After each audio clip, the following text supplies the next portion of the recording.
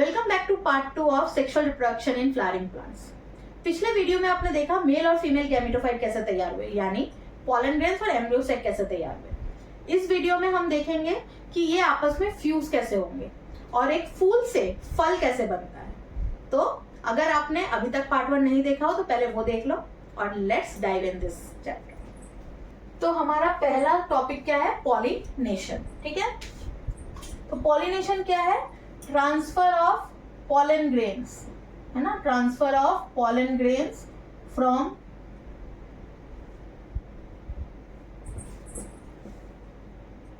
Anther to the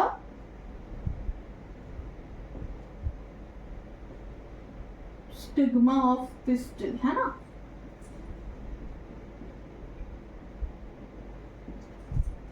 तो pollen grains, anther से pollen grains का पिस्टिल के स्टिग्मा तक ट्रांसफर होना, इसी प्रोसेस को हम क्या कहते हैं? पॉलिनेशन। तो पॉलिनेशन बेसिकली दो टाइप्स के होता है जो हम बचपन से पढ़ते आ रहे हैं, है ना। सेल्फ पॉलिनेशन और दूसरा क्रॉस पॉलिनेशन, है ना। सेल्फ पॉलिनेशन और क्रॉस पॉलिनेशन, लेकिन ये तो हम छोटे क्लासेस में पढ़ते थे, अब तो 12th में आ गए। अब थोड़ा सा ऊपर चला जाए, है ना। अब सेल्फ पॉलिनेशन में क्या आता है? ऑटोगैमी। ठीक है, ऑटोगैमी। सेल्फ पॉलिनेशन को हम क्या कहते हैं? ऑटोगैमी। ठीक है, अब ये जो क्रॉस पॉलिनेशन है, यहाँ पे है एक ट्विस्ट। ये 2 टाइप्स के होता है। ठीक है, एक होता है गेटेनोगैमी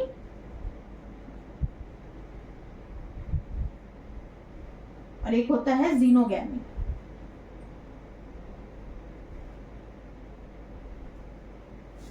ठीक है, गेटेनोगैमी एंड जीनोगैमी। ठीक है, अब इन तीनों में डिफरेंस क्या है एक एक करके देखते हैं। ठीक है, तो ऑटोगैमी में बेसिकली क्या हो रहा है कि एक ही फ्लावर है,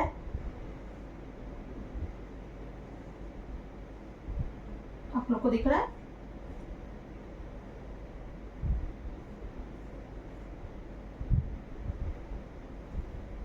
रफ बना रही हूं मैं। ठीक है, ठीक है, एक ही फ्लावर है, उस फ्लावर में, ठीक है, उस फ्लावर के एंथर से, ठीक है, पॉलन ग्रेन्स निकला और उसी फ्लावर के स्टिग्मा पे जाके लैंड हुआ।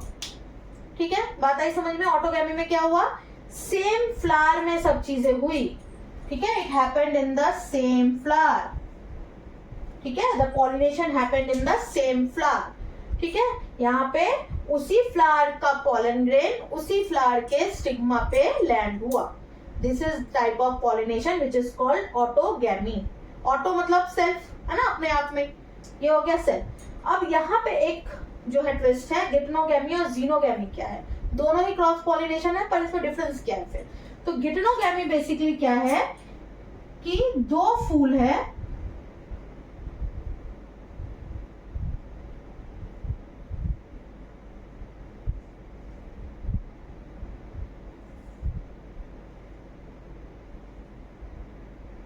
लेकिन प्लांट एक ही है।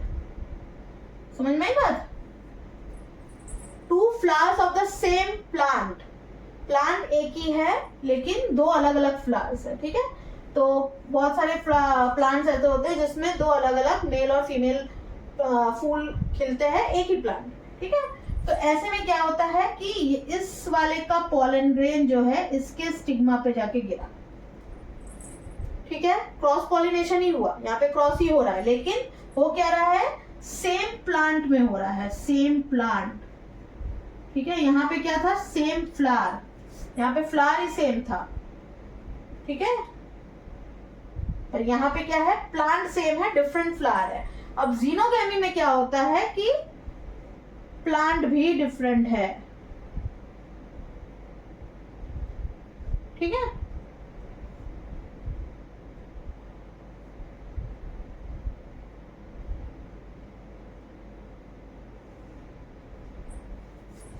दो अलग अलग प्लांट है। ठीक है, डाइशियस जो प्लांट होते हैं बेसिकली, उसमें क्या होता है? एक मेल प्लांट होता है, एक फीमेल प्लांट होता है। ठीक है, तो यहाँ पे बेसिकली क्या हुआ कि एक प्लांट से दूसरे प्लांट में ठीक है, सेम फ्लावर नहीं है, सेम प्लांट भी नहीं है। गिटनोगैमी में सेम प्लांट के 2 फ्लावर्स थे, यहाँ पे 2 अलग अलग प्लांट के 2 अलग अलग फ्लावर्स है। ठीक है, तो जब ऐसे पॉलिनेशन होता है उसको हम क्या कहते हैं, जीनोगैमी। इजी कर दिया, ठीक है, कोई डाउट? तो अब इजी हो गया, सबको सब समझ में आ गया। अब एक चीज और ध्यान रखना, देखो ऑटोगैमी जो है इसमें जेनेटिक वेरिएशन नहीं आता है, ठीक है, और ऑटोगैमी बहुत रेयर भी होता है नेचर में। क्यों रेयर होता है? क्योंकि यहाँ पे जेनेटिक वेरिएशन कोई नहीं आ पाता, ठीक है, और आपको पता है सर्वाइवल ऑफ फिटेस्ट, तो जेनेटिक वेरिएशन की जरूरत है ना।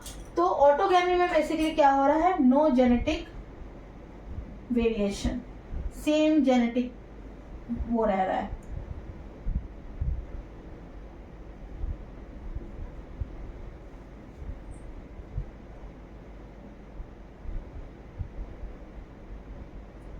अब देखो कुछ प्लांट्स ऐसे होते हैं जिसमें 2 तरीके के फ्लावर खिलते हैं, कैस्मोगैमस फ्लावर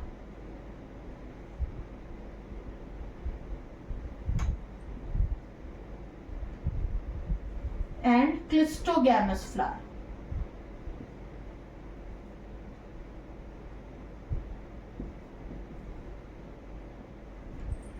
ठीक है, तो बेसिकली कैस्मोगैमस फ्लावर क्या होते हैं, ये ओपन फ्लावर्स होते हैं, ठीक है, जो हम नॉर्मली देखते हैं, फ्लावर्स ओपन होते हैं, पेटल्स खुले हुए होते हैं, है ना, स्टिग्मा दिखता है, एंथर दिखता है उसका, ठीक है, सब कुछ खुला हुआ रहता है। तो इसमें ऑटोगैमी के चांसेस जो है वो बहुत ज्यादा नहीं है ना, इसमें क्रॉस पॉलिनेशन भी हो सकता है, ठीक है, सेल्फ पॉलिनेशन ही हो ऐसा जरूरी नहीं है।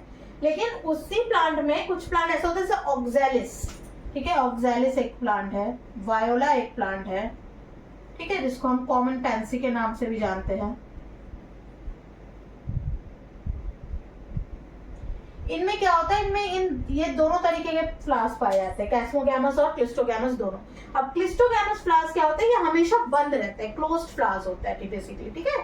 तो यहाँ पे क्या होगा, यहाँ पे क्रॉस पॉलिनेशन तो हो ही नहीं सकता, यहाँ पे सिर्फ और सिर्फ ऑटोगैमी ही पॉसिबल है। तो क्लिस्टोगैमस फ्लावर्स एक ऐसा फ्लावर्स है जो सिर्फ ऑटोगैमी ही कर सकता है क्योंकि ये बंद होता है, ठीक है, इतनी बात आ गई समझ में। अब गिटनोगैमी क्या है, गिटनोगैमी में भी एक चीज है, देखो गिटनोगैमी एक तरीके का क्रॉस पॉलिनेशन तो जरूर है, ठीक है, गिटनोगैमी भी क्रॉस पॉलिनेशन ही है, गिटनोगैमी है, सेल्फ पॉलिनेशन नहीं है, लेकिन यहाँ पे भी कोई जेनेटिक वेरिएशन नहीं आ रहा,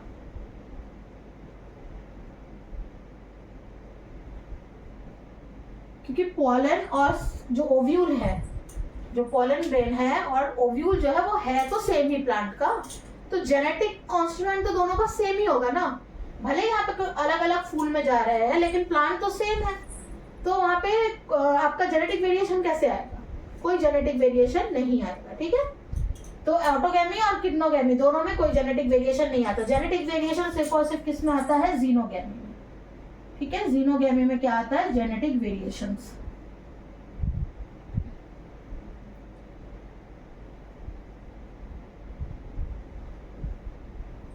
ठीक है, बाकी दोनों में जेनेटिक वेरिएशन नहीं आता है, ठीक है। और ये कैस्मोगैमस और क्लिस्टोगैमस फ्लावर भी समझ में आ गया, कैस्मोगैमस फ्लावर जो होता है ओपन फ्लावर होता है और क्लिस्टोगैमस फ्लावर जो होता है क्लोज्ड फ्लावर होता है। और ऑक्सैलिस और वायला ये 2 ऐसे प्लांट है जिसमें दोनों ही तरीके के फ्लावर पाए जाते हैं, ठीक है, कैस्मोगैमस भी क्लिस्टोगैमस भी, ठीक है।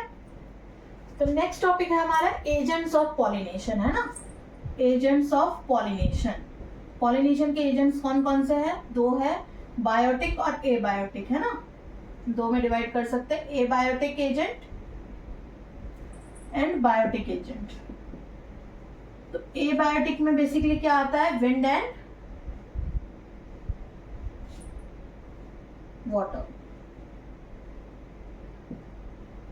ठीक है, विंड से जो पॉलिनेशन होता है तो उसको हम कहते हैं एनिमोफाइल, सॉरी।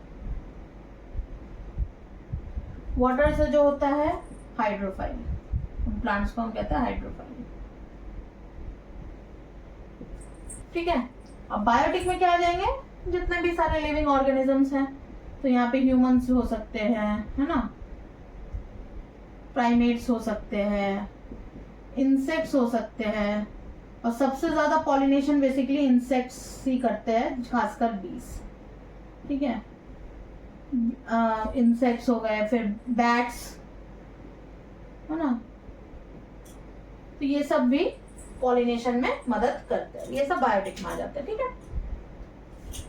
तो अब देखो, विंड, जो प्लांट्स जो पॉलिनेशन के लिए विंड को एजेंट्स यूज करते हैं, एज ए एजेंट यूज करते हैं, तो उनमें क्या खासियत होनी चाहिए, उनके जो बेसिकली जो फीमेल रिप्रोडक्टिव पार्ट और मेल रिप्रोडक्टिव पार्ट है, मतलब स्टेमन और पिस्टिल है, वो क्या होने चाहिए, बिल्कुल एक्सपोज्ड होने चाहिए, ठीक है, बाहर की तरफ निकले हुए होने चाहिए, बहुत ही हल्के होने चाहिए, सो दैट एयर में वो कैरी कर सके, है ना। और जो उसके स्टिग्मा है वो बहुत फेदरी हो सके, ताकि उड़ते हुए जो पॉलन ग्रेन्स उसको कैच कर सके। तो बेसिकली ये जो विंड हमारा एजेंट है विंड का, एनिमोफाइली बेसिकली, ये ज्यादातर ग्रासेस में आपको देखने को मिलेंगे, ठीक है, और कुछ मोनोकॉटिलिडन्स में भी देखने को मिल जाते हैं। आपने कॉर्न देखा होगा, ठीक है ना, कॉर्न में देखा होगा कि टार्सल्स निकले होते हैं उसके, है ना, टैसल्स निकले होते हैं, सॉरी टैसल्स निकले होते हैं। तो वो टैसल्स बेसिकली क्या है, कॉर्न में दिख रहा है ऐसे बाल टाइप के निकले हुए होते हैं, वो बेसिकली क्या है, वो उसके स्टिग्मा और आपके एंथर्स ही है, ठीक है, दिस स्टेमन, ओके, स्टेमन और उसके स्टिग्माइज ही बाहर निकले हुए हैं, सो दैट वो भी, उसमें भी क्या होता है, एनिमोफाइली ही होती है, ठीक है। नेक्स्ट है वाटर या हाइड्रोफाइली। तो हाइड्रोफाइली जो है वो सबसे रेयर बोल सकते हो कि सबसे रेयर एजेंट्स ऑफ पॉलिनेशन है, इसमें सिर्फ 30 स्पीसीज होते हैं जो हाइड्रोफाइली करते हैं, ठीक है, सिर्फ 30 स्पीसीज है जो हाइड्रोफाइली करते हैं, और सबसे ज्यादा उसमें क्या होता है, मोनोकॉटिलिडन्स, ज्यादातर ये सब मोनोकॉटिलिडन्स है, ठीक है। और इसमें बेसिकली हम देखेंगे ब्रायोफाइट्स और टेरिडोफाइट्स ही पाए जाते हैं, ठीक है, क्योंकि उन्हीं को वाटर की जरूरत होती है फॉर पॉलिनेशन, है ना। तो अब वाटर में क्या होगा कि देखो, अब आप सोचो कि जितने भी वाटर में प्लांट्स पाए जाते सभी हाइड्रोफाइली करते होंगे, ऐसा नहीं है, ठीक है। जो प्लांट्स वाटर के ऊपर पाए जाते हैं, जैसे लोटस है, वाटर हाइसिंथ है, ये सब क्या होता है, वाटर के ऊपर होता है ना, तो इनमें देखना बड़े बड़े फ्लावर्स होते हैं, है ना, तो इनमें सुगंध भी होती है, ठीक। तो ये इनको वाटर की जरूरत नहीं होती, क्योंकि ये इनके फ्लावर्स तो ऊपर है ना, पानी से ऊपर है, तो ये तो बर्ड्स जो है, इंसेक्ट्स जो है, फ्लाइज जो है, वो भी पॉलिनेशन कर देंगे, तो उनको हाइड्रोफाइली करने की जरूरत नहीं है। हाइड्रोफाइली बेसिकली कौन से प्लांट्स में होता है, जिनका जो फ्लावर्स है वो सबमर्ज होता हो या पूरी तरीके से नीचे डूबा हुआ होता हो, ठीक है, दो ही तरीके हैं, ठीक है, या तो सरफेस पे है बिल्कुल हल्का सा, या तो सबमर्ज्ड है, ठीक है। तो इन दो केस में हाइड्रोफाइली होता है। तो जब मतलब सरफेस पे, हल्का सा सरफेस पे है, ऊपर नहीं है बिल्कुल सरफेस के ऊपर, हल्का सा सरफेस पे है, तब क्या होगा कि जो मेल गैमेट्स है वो सरफेस पे जो है आ जाता है, ठीक है, जो एंथर्स है वो फूटते हैं, और मेल गैमेट्स जो है वो सरफेस पे बहा दिया जाता है। अब वो सरफेस से क्या होता है, वो आपका जो स्टिग्मा है उस प्लांट्स का, वो सरफेस पे थोड़ा सा बाहर सा रहता है, वो पकड़ लेता है उसको, ठीक है। अब जो सबमर्ज्ड होते हैं, जैसे खासकर वेलिस्नेरिया, है ना, इनके जो एंथर्स होते हैं ना, वो बिल्कुल ही रिबन टाइप के होते हैं, ठीक है, उनका एंथर इस तरीके से, सॉरी एंथर नहीं, पॉलन ग्रेन, सॉरी, है ना। तो जो बिल्कुल ही सबमर्ज्ड होता है, जैसे वेलिस्नेरिया, उनका पॉलन ग्रेन आपको कैसा मिलेगा, रिबन शेप में मिलेगा। क्यों? क्योंकि उनको वाटर करंट्स के साथ बहना होता है, ठीक है। तो वाटर करंट्स क्या होगा, जब वो रिबन लाइक होगा तो वाटर करंट्स के साथ वो आसानी से बह सकता है, और वो फीमेल पार्ट तक पहुंचता है, ठीक है। तो पहुंच गया तो फर्टिलाइजेशन हो जाएगा, पॉलिनेशन कंप्लीट होगा, और नहीं पहुंचा तो पॉलिनेशन कंप्लीट नहीं होगा, ठीक है। इसी वजह से ये बहुत ही कम स्पीसीज में पाया जाता है, क्योंकि चांसेस बहुत ही कम होते हैं, ठीक है। दूसरी चीज, जो हाइड्रोफाइली होगी वहां पे जो आपके एंथर्स, जो इनके जो बेसिकली पॉलन ग्रेन्स होंगे, उनमें एक कवरिंग होगी म्यूसिलेज की, ठीक है, म्यूसिलेजिनस कवरिंग होगी, ठीक है, जो पानी से उनको बचा के रखेगा।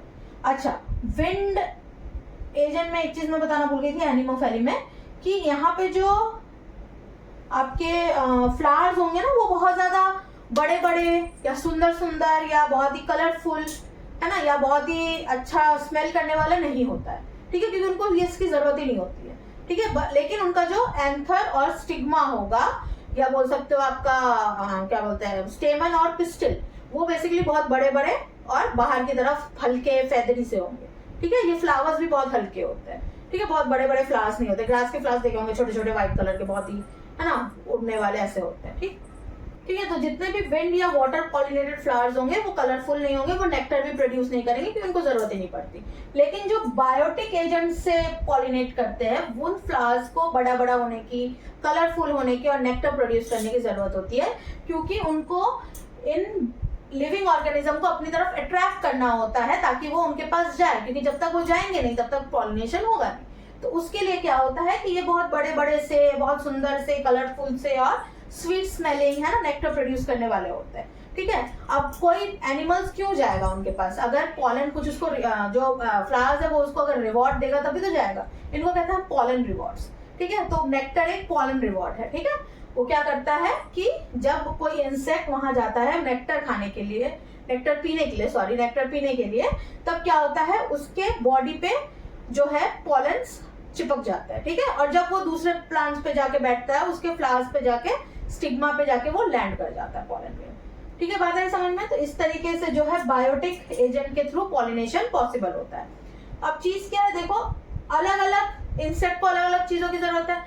अब जैसे जो प्लांट्स बेसिकली फ्लाइज और बीटल्स के थ्रू पॉलिनेशन करते होंगे, उनको स्वीट स्मेलिंग की जरूरत नहीं, उनको कैसे फ्लावर्स की जरूरत है जो फाउल स्मेलिंग करते हो। तो ऐसे प्लांट्स जो बीज और बीटल्स और फ्लाइज से, सॉरी बीज नहीं, बीटल्स और फ्लाइज से पॉलिनेट होते हैं, वो बहुत फाउल स्मेलिंग होते हैं। जो बीज से पॉलिनेट होते हैं वो बहुत ही स्वीट स्मेलिंग होंगे और नेक्टर प्रोड्यूस करने वाले होंगे। ठीक है। जो ह्यूमन से पॉलिनेट होते हैं, प्राइमेट्स भी है बहुत सारे, जैसे आर्बोरियल्स है बहुत सारे, लिजर्ड्स है, वो भी जो है आपका पॉलिनेशन जरूर करता है। ठीक है। अब इसके अलावा जो नेक्टर है, इसके अलावा जो है बहुत सारे प्लांट्स अलग अलग पॉलन रिवॉर्ड्स देते हैं, जैसे मैंने बोला। तो कुछ प्लांट्स ऐसे भी होते हैं जो एग लेइंग की जगह देते हैं। ठीक है। जैसे मॉथ और यूका, मॉथ और यूका प्लांट, ठीक है, ये दोनों एक सिम्बायोटिक रिलेशनशिप में आते हैं। ठीक है। मॉथ क्या करता है, यूका प्लांट क्या करता है कि मॉथ को एग लेइंग की जगह देता है। ठीक है। और मॉथ उसके बदले क्या करता है, उनका पॉलिनेशन करने में मदद करता है। ठीक है। तो इस तरीके के भी रिलेशनशिप हमें देखने को मिलते हैं। ठीक। अब कुछ लिविंग ऑर्गेनिज्म या कुछ इंसेक्ट्स ऐसे होते हैं जो पॉलन और नेक्टर कंज्यूम तो करते हैं लेकिन पॉलिनेशन नहीं करते। ठीक है। पॉलिनेशन में कोई मदद नहीं करते। तो ऐसे ऑर्गेनिजम्स को हम क्या कहते हैं, इंसेक्ट को क्या कहते हैं, पॉलन या नेक्टर रॉबर्स। ठीक है। इनको नाम दिया गया है पॉलन या नेक्टर रॉबर्स। ठीक है। तो ये था एजेंट्स ऑफ पॉलिनेशन। तो नेक्स्ट टॉपिक है हमारा आउटब्रीडिंग डिवाइसेस। अब क्या होता है, ज्यादातर जो फ्लावर्स होते हैं वो बेसिकली हर्माफ्रोडाइट होते हैं। हर्माफ्रोडाइट मतलब एक ही फ्लावर में मेल और फीमेल पार्ट्स प्रेजेंट होते हैं। तो अब जब कंटिन्यूअसली जब ऑटोगैमी होता है या सेल्फ पॉलिनेशन होता है तो वहां पे क्या होता है, इनब्रीडिंग डिप्रेशन तैयार हो जाता है। ठीक है। तो ये जो प्लांट्स है वो इनब्रीडिंग डिप्रेशन में चले जाते हैं। ठीक है। क्योंकि जेनेटिक वेरिएशन ही नहीं आता कोई। ठीक है। इसको कहते हैं इनब्रीडिंग डिप्रेशन। अब इस इनब्रीडिंग डिप्रेशन से बचने के लिए क्या होता है, प्लांट्स ने खुद कुछ डिवाइसेस तैयार किए जिसको हम कहते हैं आउटब्रीडिंग डिवाइसेस। ठीक है। तो कौन कौन सा आउटब्रीडिंग डिवाइसेस है देखते हैं। पहला है रिसेप्टिविटी। अब रिसेप्टिविटी का मतलब क्या हुआ, जब हर्माफ्रोडाइट, अगर कोई फ्लावर्स हर्माफ्रोडाइट है मतलब मेल और फीमेल पार्ट्स दोनों ही प्रेजेंट है एक ही फ्लावर में, तो उसमें बेसिकली क्या होता है कि जो फीमेल के मेच्योर होने का टाइम और जो मेल रिप्रोडक्टिव पार्ट के मेच्योर होने का टाइम डिफरेंट होता है। मतलब जिस टाइम पे एंथर मैच्योर होता है उस टाइम तक एम्ब्रियो सैक मैच्योर नहीं होता है। ठीक है। तो अगर एंथर मैच्योर हो जाता है, अगर वो उसी स्टिग्मा पे गिरता भी है तो वो पॉलन ट्यूब तैयार नहीं कर सकता आगे, क्योंकि एम्ब्रियो सैक ही तैयार नहीं हुआ है अभी तक। ठीक है। तो ये एक तरीका, या तो पहले एम्ब्रियो सैक डेवलप हो जाता है फिर एंथर डेवलप होता है बहुत देर बाद। ठीक है। तब तक दूसरा पॉलन ग्रेन आ जाता है और वो फर्टिलाइजेशन हो चुकी होती है। तो ये एक तरीका है रिसेप्टिविटी को डिले करने का या अलग अलग टाइम पे रिसेप्टिव होने का। ठीक है। तो ये एक डिवाइस हो गया। दूसरा डिवाइस है पोजीशन।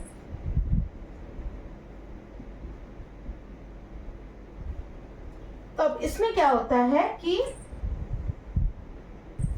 जो आपका हाइट होगा फीमेल रिप्रोडक्टिव पार्ट और मेल रिप्रोडक्टिव, मतलब पिस्टल और स्टेमन का वो डिफरेंट होगा। स्टेमन बहुत ज्यादा नीचे होगा, पिस्टल बहुत ज्यादा ऊपर होगा, तो ऑब्वियस सी बात है कि यहाँ का पॉलन ग्रेन ऊपर नहीं गिर सकता, है ना। या तो पिस्टल बहुत ज्यादा नीचे होता है,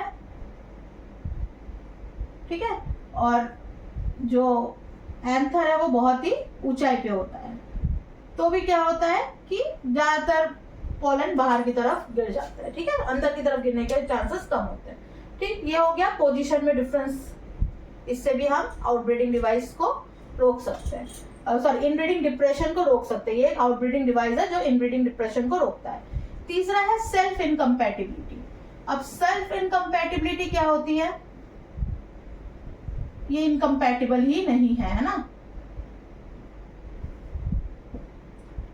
सेल्फ इनकम्पैटिबिलिटी, ये आपस में इनकम्पैटिबल नहीं है, मतलब प्लांट्स ने इस तरीके से अपने अंदर डिवाइस को तैयार किया है, तो क्या उसमें क्या होता है कि जब एक अपने ही फ्लावर का जब पॉलन ग्रेन स्टिग्मा पे गिरता है, ठीक है, तो स्टिग्मा जो है पॉलन ट्यूब ग्रोथ को अलाउ ही नहीं करता, ठीक है, तो इससे भी सेल्फ पॉलिनेशन बच जाता है, ठीक है, सेल्फ पॉलिनेशन नहीं होता है, ठीक है। तो ये एक तरीका सेल्फ इनकम्पैटिबिलिटी, मतलब वो आपस में ही एक दूसरे के साथ कंपैटिबल नहीं होते हैं। तो दूसरा ही पॉलन ग्रेन जो है एम्ब्रियो सैक को फर्टिलाइज कर सकता है, ठीक है। तो ये एक तरीका हो गया। थर्ड तरीका तो ये था। चौथा हो गया मेल और फीमेल अलग अलग फ्लावर्स होने का।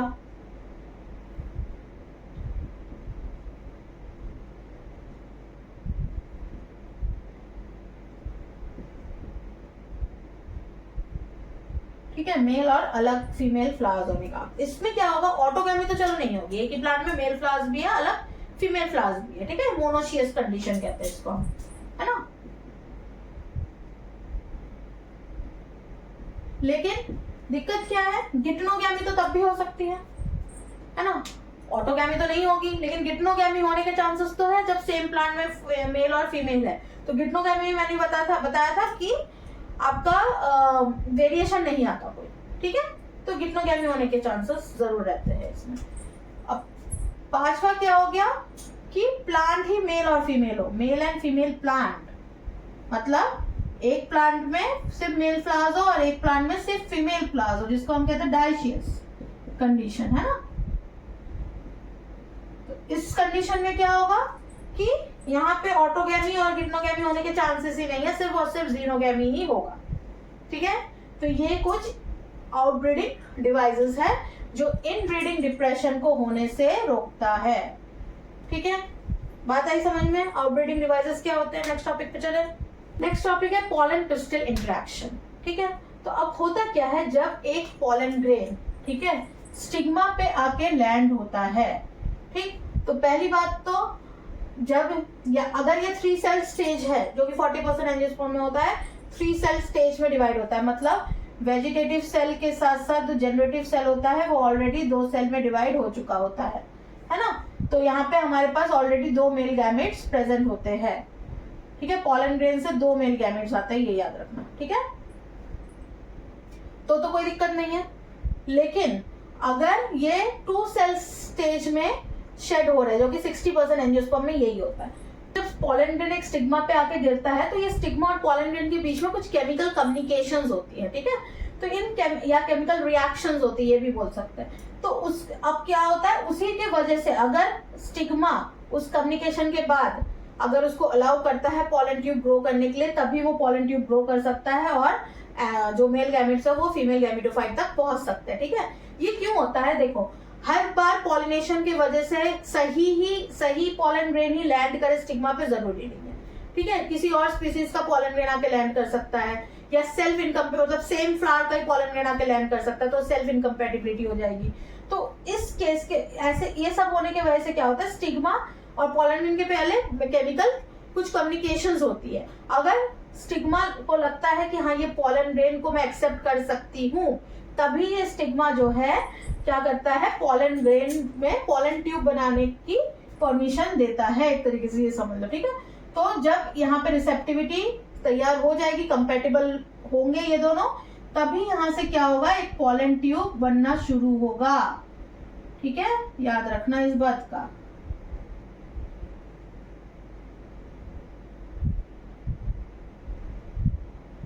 ठीक है, अगर अब ये 2 सेल स्टेज पे है, मतलब 60% एंजियोस्पर्म में 2 सेल स्टेज में होता है, तो पॉलन ट्यूब बनने से पहले ही ये क्या होता है, इसका जो जनरेटिव सेल है वो 2 में डिवाइड हो जाता है, 2 मेल गैमेट में डिवाइड हो जाता है। ठीक है, और 3 सेल स्टेज है तो कोई दिक्कत ही नहीं है, फिर तो ऑलरेडी 2 मेल गैमेट ऑलरेडी बने हुए हैं।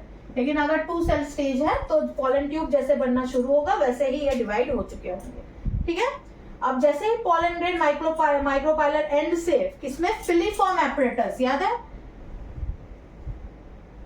सिनर्जिड्स और एक्सेल है ना, ये एक्सेल है, सिनर्जिड्स है।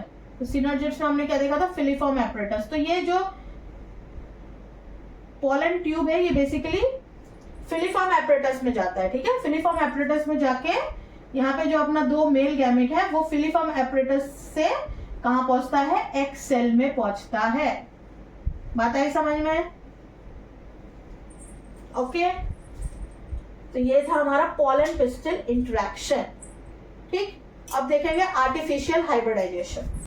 तो आर्टिफिशियल हाइब्रिडाइजेशन क्या है कि देखिए, क्रॉप प्रोग्राम्स के तहत हमें कभी कभी क्या करना पड़ता है कि कुछ डिजायर्ड पॉलन ग्रेन्स के मदद से हमें जो है फर्टिलाइजेशन करवाना पड़ता है। ठीक है, तो अब क्या करना पड़ेगा इसके लिए कि जब पहले इसमें 2 स्टेप होते हैं बेसिकली, इमैस्कुलेशन और बैगिंग।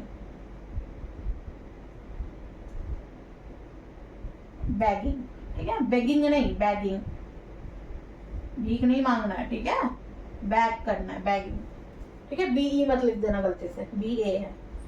तो यहाँ पे बेसिकली क्या होता है कि जब फ्लावर जो है वो अपने बर्ड स्टेज में होता है तब उसको फोर्सेप्स से धीरे धीरे धीरे धीरे हल्के हाथ से खोला जाता है पहले तो। ठीक है, फिर जो इमैच्योर, अभी क्योंकि अभी बर्ड स्टेज में है तो उसके जो पॉलन ग्रेन्स है, एंथर्स है, वो भी इमैच्योर है, तो उनके स्टेमन्स को काट दिया जाता है। ठीक है, ये सब स्टेराइल चीजों से किया जाता है, पहली बात तो इसको काट दिया जाता है। ठीक है, इसी पार्ट को हम क्या कहते हैं, इमैस्कुलेशन, रिमूवल ऑफ एंथर्स। ठीक है, इसी पार्ट को हम क्या कहेंगे, इमैस्कुलेशन। अब देखो, अगर प्लांट जो है वो डायशियस है, ठीक है, या यूनिसेक्सुअल फ्लावर्स है, ठीक है, सिर्फ फीमेल गैमेटोफाइट ही प्रेजेंट है, फीमेल रिप्रोडक्टिव पार्ट ही प्रेजेंट है, उसमें मेल हेर्माफ्रोडाइट नहीं है, मेल पार्ट उसमें प्रेजेंट नहीं है, तो इमैस्कुलेशन की जरूरत ही नहीं पड़ती, तब हम इस स्टेप को छोड़ सकते हैं। ठीक है, डायरेक्ट हम बैगिंग स्टेप में जा सकते हैं। लेकिन अगर वो हेर्माफ्रोडाइट है, जैसे हिबिस्कस में होता है, तो उसको बर्ड स्टेज में ही हमें हल्के हाथों से फॉर्सेप्स की मदद से बेसिकली खोलना पड़ता है और एंथर्स को रिमूव करना पड़ता है। इस स्टेज को हम इमैस्कुलेशन कहते हैं। ठीक है, अब फिर हम क्या करेंगे, जो बर्ड है उसको वापस बंद कर देंगे और उसको बैग कर देंगे। ठीक है, उसको सील कर देंगे, किससे, बैग से। ठीक है, सीलिंग विद बैग। ये बैग बेसिकली किसका होता है, बटर पेपर का।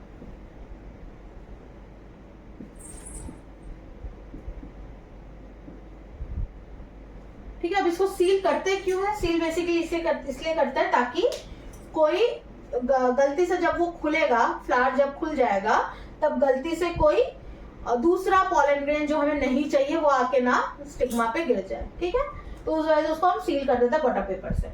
फिर जब फ्लावर्स खुल जाता है तब जो पॉलन ग्रेन हमारा डिजायर्ड पॉलन ग्रेन है उसको बैग खोल के उसमें छिड़क देते हैं, वापस बैग को सील कर दिया जाता है। ठीक है, तो जो हमारा डिजायर्ड पॉलन ग्रेन है उसके थ्रू फर्टिलाइजेशन हो जाता है।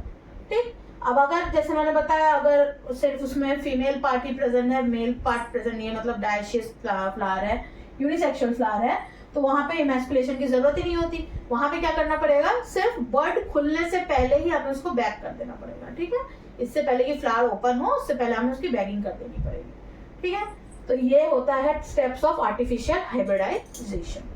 ठीक है, बात आ गई समझ में? अब नेक्स्ट टॉपिक पे जाते हैं जो कि है डबल फर्टिलाइजेशन, जो कि बहुत इंपॉर्टेंट है। ओके, अब डबल फर्टिलाइजेशन क्या है? ठीक है, तो प्लांट्स खासकर एंजियोस्पर्म में डबल फर्टिलाइजेशन होता है। ठीक, तो यहाँ पे हमने देखा था एम्ब्रियो सेक जो था हमारा, उसमें क्या थे, सिनर्जिड, एंटीपोडल सेल्स, बहुत चीजें थे। अब ये जो एंटीपोडल सेल्स है वो डिजेनरेट होने लगेगी। ठीक है, इनका कोई काम नहीं है, अब वो डिजेनरेट होने लगेगा। ठीक है, ये जो सिनर्जिड्स है वो भी अब डिजेनरेट होने लगेंगी। इनका भी काम जो है खत्म हो गया। ठीक है, इनका क्या काम था, सिर्फ इनका काम था आपका जो मेल गैमेट्स है उनको पहुंचाना एग तक। ठीक है, अब ये तो हुआ, पॉलिनेशन हो गया, male gamete pollen pistol interaction भी हो गया, पॉलन ट्यूब बन गया, पॉलन मेल गैमेट जो है वो फिलीफॉर्म एपरेटस तक पहुंच गया। ठीक है, अब होगा डबल फर्टिलाइजेशन। तो अब यहाँ पे हमने क्या देखा, दो मेल गैमेट्स है। किसी के दिमाग में आया दो मेल गैमेट्स क्यों है, एक तो एक ही है, तो मेल गैमेट्स दो क्यों है, तो इसी को कहते हैं डबल फर्टिलाइजेशन। क्या हुआ, ये जो दो मेल गैमेट है इसमें से एक मेल गैमेट जो है वो एग सेल के साथ फ्यूज होगा। ठीक है, तो एक male gamete plus egg cell, ठीक है, एग सेल के साथ फ्यूज होगा, ये क्या बनाएंगे, जाइगोट। क्या बनाएंगे, जाइगोट, है ना। ठीक है, मेल गैमेट क्या था, हैप्लॉइड था, एग सेल भी हैप्लॉइड, जाइगोट जो बनेगा वो क्या होगा, डिप्लॉइड। ठीक है, अब ये जो दूसरा मेल गैमेट है इसका क्या मैडम, इसका हम क्या करें, तो ये मेल गैमेट बेसिकली किससे जुड़ेगा, जाके सेंट्रल सेल से। ठीक है,